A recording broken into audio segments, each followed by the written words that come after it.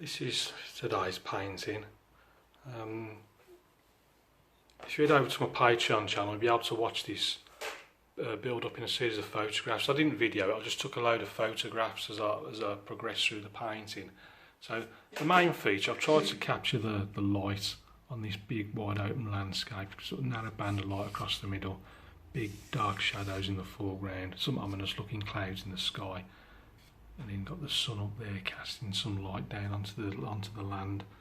Very, very simple buildings there in the middle ground, a few telegraph poles and whatnot, put in with the finer rigger, and then just played around with the rigger in the foreground, just making a few marks here and there, just helped define this road a little bit. Lost some of the definition when I brushed the shadows in, just added a few more darker marks with the rigger brush.